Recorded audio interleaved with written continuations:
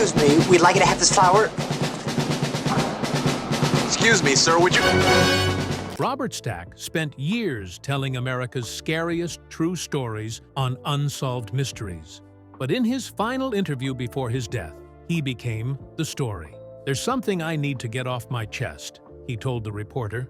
After 84 years of silence, the Hollywood legend finally revealed the shocking truth about his career, his famous friends, and the real-life horror that haunted him until his dying day. What he said next left everyone stunned. Robert Stack was born on January 13, 1919, in Los Angeles, California. His full name was Charles Langford Modini Stack, a name his mother chose to honor her father. Later, his father changed it to Robert. The Stack family was wealthy and well-connected. His father, James Langford Stack, was a millionaire advertising executive and a skilled sportsman. His mother, Mary Elizabeth Wood, was often seen at high-profile social events. His family had deep ties to the arts. His maternal grandfather, Charles Modini Wood, was an opera singer who performed in Italy under the name Carlo Modini. Another relative, Richard Bonelli, was a well-known baritone at the Metropolitan Opera. Even his great-great-grandfather had a role in shaping Los Angeles' entertainment scene. He owned one of the city's first theaters, the Orpheum. Despite growing up in privilege, Stack's childhood was not always easy.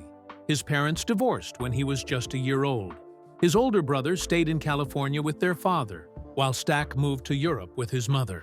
He spent his early years in Rome and Adria, surrounded by European culture. By the time he was 6, he could speak fluent French and Italian. But he never learned English until he returned to Los Angeles at the age of 7. Coming back home was a big change, and life became even more difficult when his father passed away. Stack was only 9 years old. From that point on, his mother raised him and his brother alone. But she had strong connections in Hollywood. She introduced her son to famous actors like Clark Gable and Spencer Tracy, not knowing that these early encounters would shape his future. At the time, Stack was more focused on sports than acting. By the age of 16, he was already making a name for himself as an athlete. He excelled in skeet shooting, a sport that involved hitting clay targets in the air. In 1937, when he was just 18, he became the U.S. 20-gauge champion skeet marksman. He set 2 world records with an incredible streak of over 350 consecutive hits. His skill earned him a spot on the All-American Skeet team and, years later, a place in the National Skeet Shooting Hall of Fame in 1971. Robert Stack's Hollywood career started with a moment that made headlines around the world. In First Love, 1939, he played the romantic lead opposite Deanna Durbin, a role that came with a responsibility bigger than most first-time actors could imagine. This wasn't just a film. It was a turning point for Durbin, who had spent years as a child star and needed the world to see her as a grown-up actress. The studio had a plan to make that happen, and Stack was right in the middle of it. The movie was a modern retelling of Cinderella, and Durbin's transformation was the heart of the story. But what really captured attention was a single kiss. It was Durbin's first on-screen kiss, and Universal Pictures made sure everyone knew about it. Producer Joe Pasternak wanted to signal Durbin's shift into adult roles, and nothing made that clearer than a romantic moment with a handsome new leading man. The kiss became one of the most talked-about moments in Hollywood that year. Despite all the attention on Durbin, Stack's role didn't go unnoticed. He played a charming society kid who falls for Durbin's character, and his performance hinted at a future filled with bigger roles. The film itself was a success, earning Oscar nominations for sound, art, and set decoration, and musical scoring. Durbin's performances of Amapola and Un Bel Di from Madame Butterfly were a major highlight, but Stack had his own victory. This was his Hollywood debut, and people were starting to remember his name. Just a year later, Stack took on a very different role in The Mortal Storm, 1940, a film that wasn't just entertainment, it was a statement. Directed by Frank Borzage, it was one of the first Hollywood films to directly criticize Nazi Germany. At the time, Most studios avoided topics that could hurt their international box office, but The Mortal Storm didn't back down.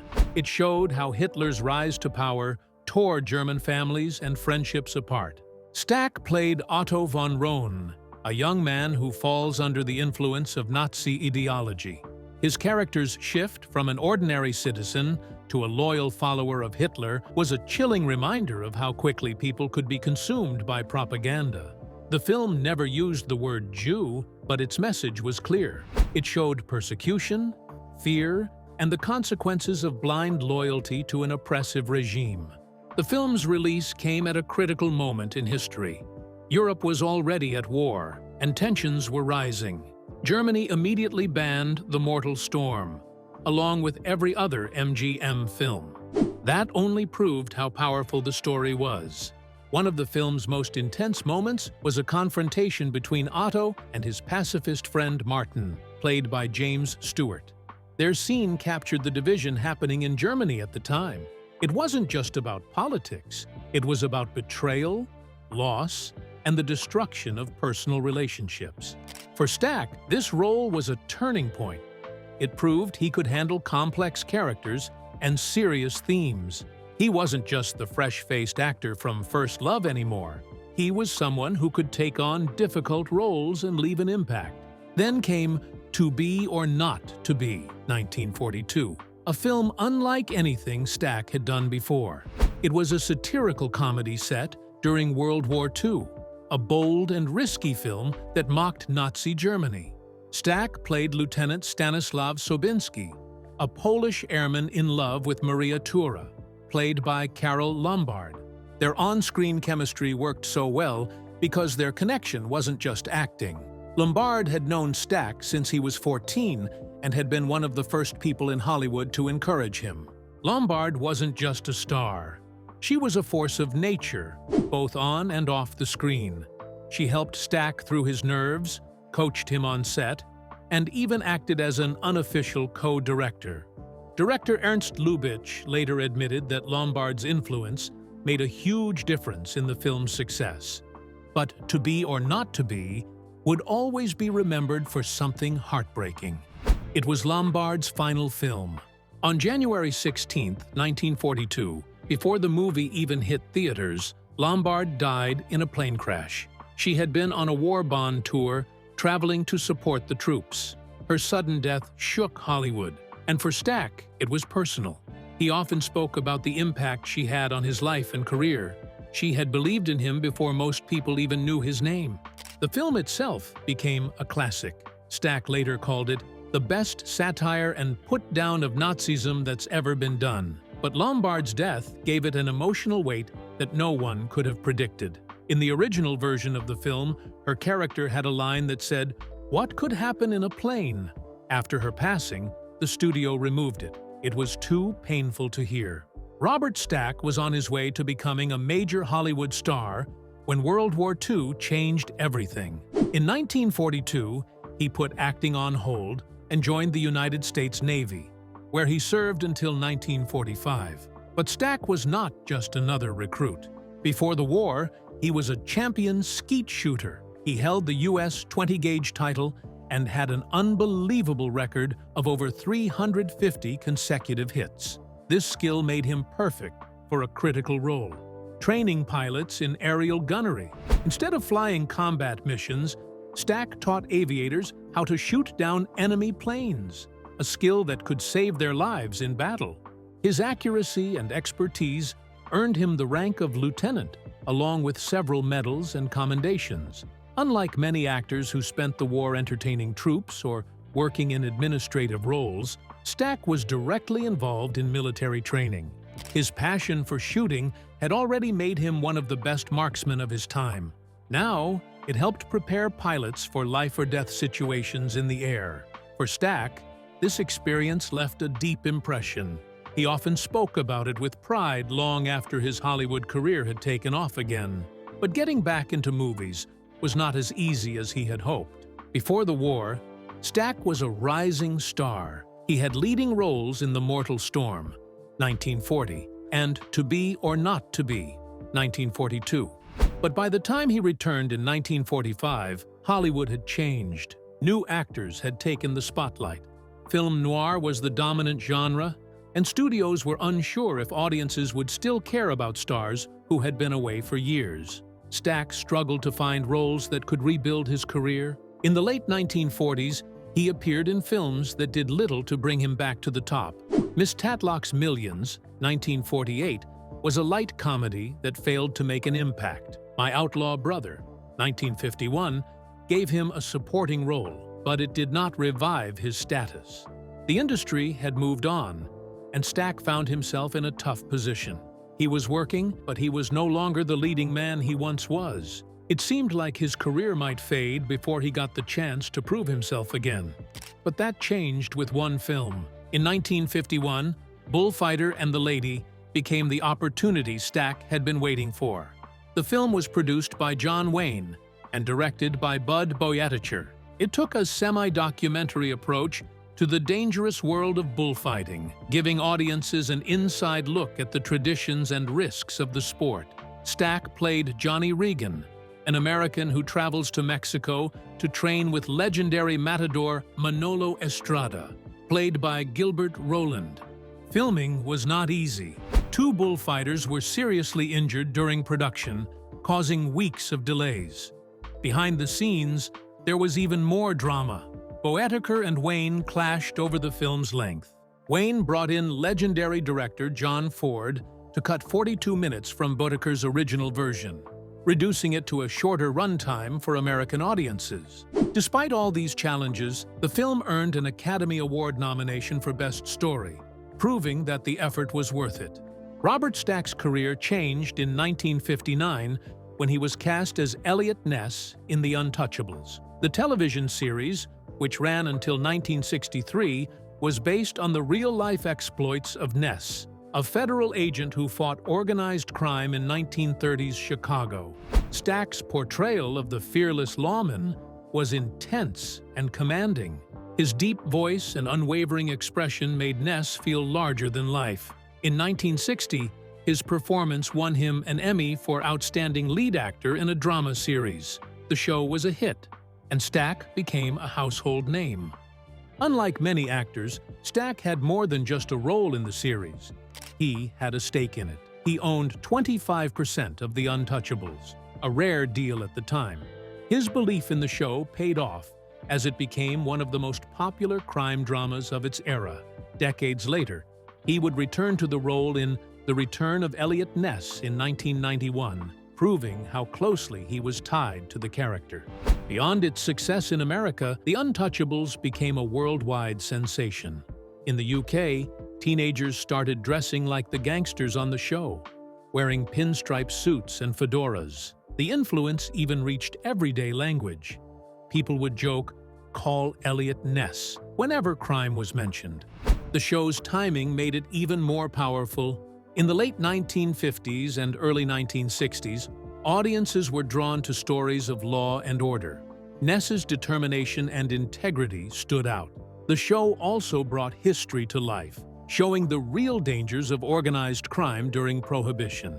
Television was changing, and The Untouchables helped lead that shift. It used cinematic storytelling techniques, introduced a format with weekly guest stars, and delivered action that felt like a Hollywood film. The show proved that TV could be just as intense and gripping as the movies. But not everyone approved. The series faced heavy criticism for its violence. Scenes with Tommy gun shootouts and mob executions were common, leading to backlash. Psychiatrist Dr. Frederick Wortham called the show a national disgrace in TV Guide. Newspaper columnist John Crosby went even further, saying it was the worst show ever shown on television. Stack never backed down. He defended the show, saying it was an honest portrayal of Chicago's crime-filled past. He argued that the violence wasn't there to glorify crime, but to show its reality. Producer Desi Arnaz also stood by the series, even after facing threats from mafia figures who didn't like how their world was being exposed. Despite the controversy, The Untouchables became one of the most influential TV dramas of its time. It changed Robert Stack's career forever. Robert Stack was never the kind of actor to stay in one lane. He built his career on intense, no-nonsense roles, but he wasn't afraid to take risks. In 1956, Written on the Wind proved just how powerful he could be on screen. He played Kyle Hadley, a wealthy but deeply troubled man drowning in alcohol and insecurity. His character struggled with his inability to have children, a personal torment that fueled much of the film's tension.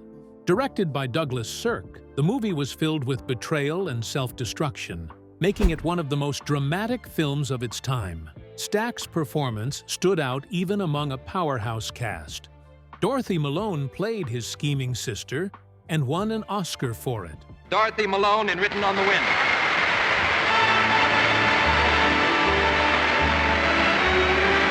Rock Hudson and Lauren Bacall brought a more controlled energy to their roles, which made Stack's emotional outbursts even more gripping. His ability to balance vulnerability and intensity earned him an Academy Award nomination for Best Supporting Actor, though he lost to Anthony Quinn for Lust for Life. Later, Stack suggested that studio politics played a role, believing that 20th Century Fox had organized block voting against him because he was under contract with Universal. Despite the loss, the nomination proved he was more than just a tough guy. He was a serious actor with real depth. Written on the Wind became a box office success after its release on Christmas Day, 1956, further solidifying Stack's place in Hollywood. Then, nearly 25 years later, Stack did something completely unexpected. In 1980, he took on a role in Airplane and flipped his serious image on its head. The film was a fast-paced comedy that mocked the disaster movie genre. Directors Jim Abrahams and the Zucker brothers saw something in Stack that most people hadn't: his ability to turn straight-faced seriousness into comedy gold. He played Captain Rex Kramer, an aviation expert guiding an inexperienced pilot through a chaotic landing. The brilliance of his performance came from the fact that he never tried to be funny. He delivered every ridiculous line with total conviction, making the absurdity even funnier. One of his best moments came when he said, "Flying a plane is no different than riding a bicycle, just harder to put baseball cards in the spokes." Audiences loved it. The movie was a massive success, earning over $83 million worldwide on a budget of just $3.5 million. More than that, it redefined comedy, proving that casting serious actors in over-the-top situations could create something unforgettable. For Stack, it was a turning point. He went on to take more comedic roles in films like 1941 in 1979, Big Trouble in 1986, and Caddyshack 2 in 1988. He had reinvented himself once again. But Stack's career still had one more surprise. In 1986, he stepped into the world of voice acting, playing Ultra Magnus in The Transformers, the movie. The animated film was a darker, more intense take on the popular television series. Ultra Magnus was a soldier who found himself in a leadership role after the shocking death of Optimus Prime, a moment that left fans stunned. Stack's deep, commanding voice gave the character a sense of authority, but he also captured Ultra Magnus's struggle with self-doubt. The film took risks that not everyone appreciated at the time. Many children were devastated by the deaths of beloved characters, and the backlash was intense. The movie didn't perform well at the box office, but over time, it became a cult classic. Stack's performance was a key part of what made it so memorable.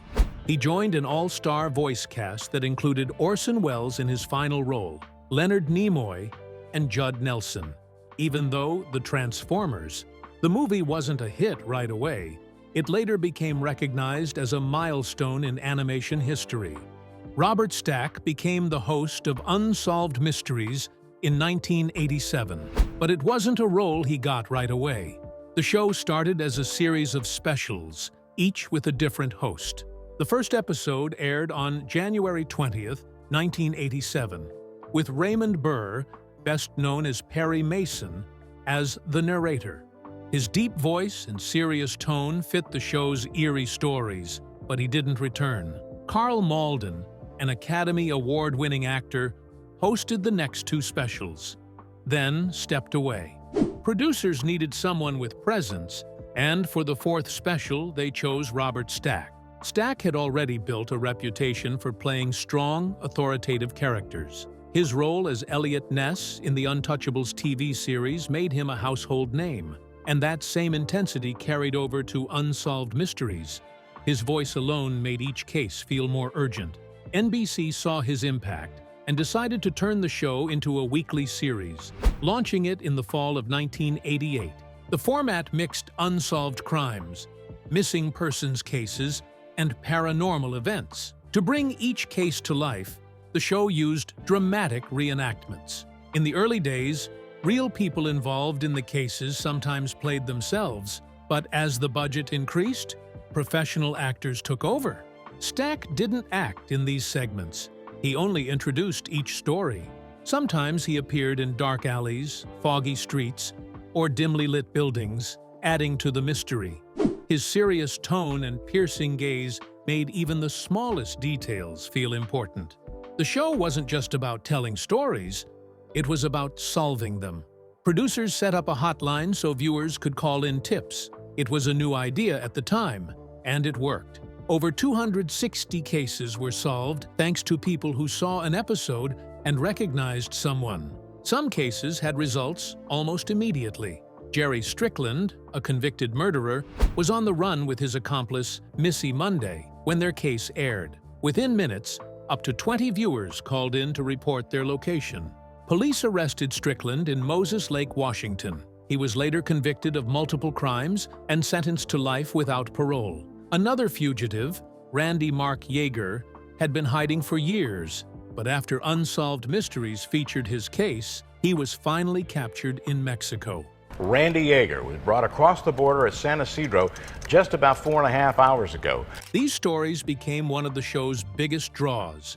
Fans didn't just watch mysteries unfold, they saw them get solved. Updates on cases became one of the most popular segments, proving the show's impact.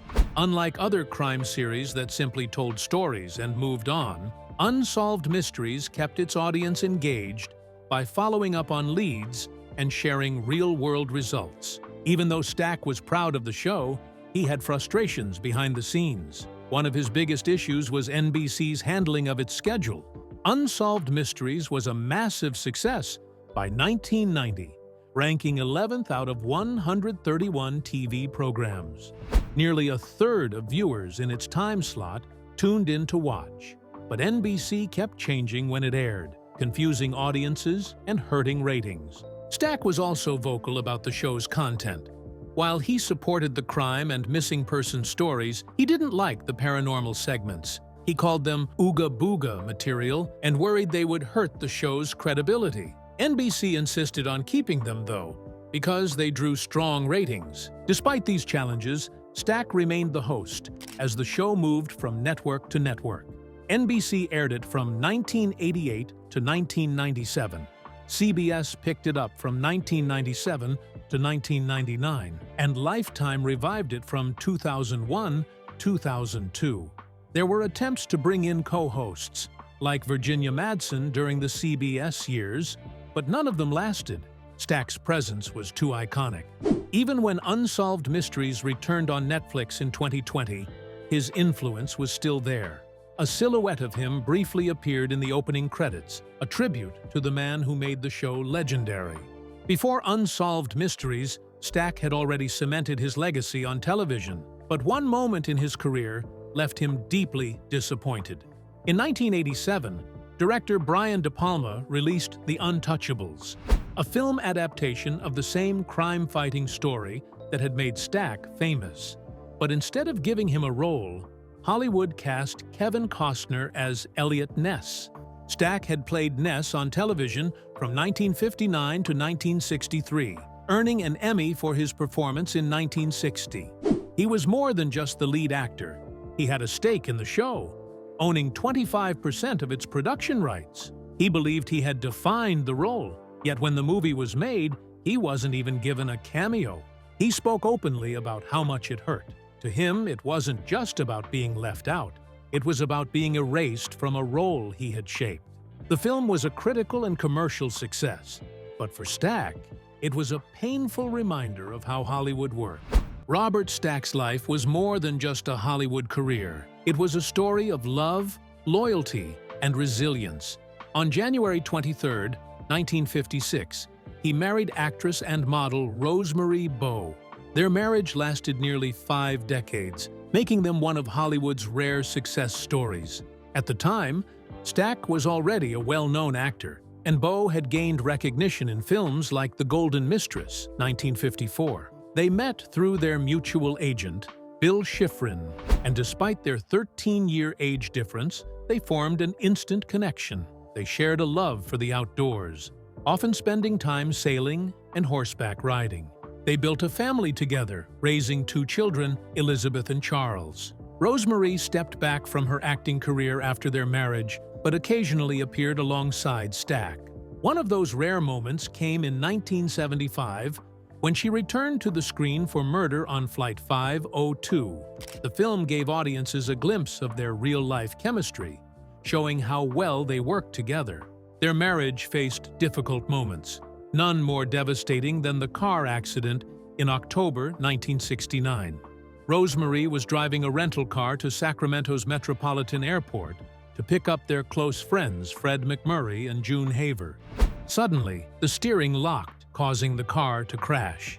One passenger was killed. Rosemarie survived but suffered severe injuries that required plastic surgery. It was a heartbreaking moment, but Stack stood by her, proving that their love could withstand even the hardest trials. Their bond remained strong until Stack's passing in 2003. Rosemarie later spoke of their time together with deep affection, and when she passed away in 2019 at the age of 86, their love story had already become an example of lasting devotion in Hollywood. Through all the pressures of fame, Stack never let his career overshadow his family. Before meeting Rosemarie, he had been one of Hollywood's most sought-after bachelors, but once he committed to marriage, he remained devoted. Even at the height of his fame with the Untouchables and Unsolved Mysteries, he made sure to spend time at home. Friends and colleagues often spoke about how grounded he was. His wife once said that despite his Hollywood success, he found joy in simple things: family dinners, outdoor adventures, and the quiet moments that truly mattered. In 2002, when Stack was 83 years old, he was diagnosed with prostate cancer. He approached the illness with the same resilience he had shown throughout his life. In October of that year, he began radiation therapy. His publicist reassured fans that he was doing well and receiving outpatient treatment. Despite the difficulties, Stack remained optimistic. He successfully overcame the cancer, but his health continued to decline for other reasons. By this time, his career had already reached its final chapter. Unsolved Mysteries had been a defining role for him in his later years, but the show ended production in 2002, partly due to his health issues. Even so, he continued making public appearances and stayed active for as long as he could. On May 14, 2003, Robert Stack passed away at his home in Bel Air, Los Angeles. He was 84 years old. The cause was cardiac arrest due to 2 blocked arteries. Doctors had ruled out open-heart surgery because of complications from his previous radiation treatments. Just days before, he had been feeling well. He had even been working on perfecting a new golf swing. But that day, his wife found him slumped over. His passing was sudden and heartbreaking. He was laid to rest at Westwood Village Memorial Park Cemetery in Los Angeles, a place where Hollywood legends like Marilyn Monroe and Natalie Wood are also buried. It was a fitting final home for someone who had been a major part of the entertainment world. Fans of Unsolved Mysteries felt his loss deeply. His voice and presence had given the show its signature feel. His calm narration made every story more compelling. He didn't just host the show, he became the face of it. Many believed no one could ever replace him, but Unsolved Mysteries was just one part of his legacy. Over his 6-decade career, he starred in more than 40 films. He won an Emmy for The Untouchables and even showed his comedic side in Airplane, 1980. He was known for his strong screen presence, deep voice, and ability to take on serious and humorous roles with equal skill. Hollywood mourned his passing. Robert Wagner and writer-director John Milius both paid tribute to him. Milius described him as a golden boy who became a golden man, saying that Stack had lived 84 golden years. But more than anything, Robert Stack was remembered for his strength, his dedication, and his quiet but unwavering loyalty to his work, to his friends, and most of all, to his family.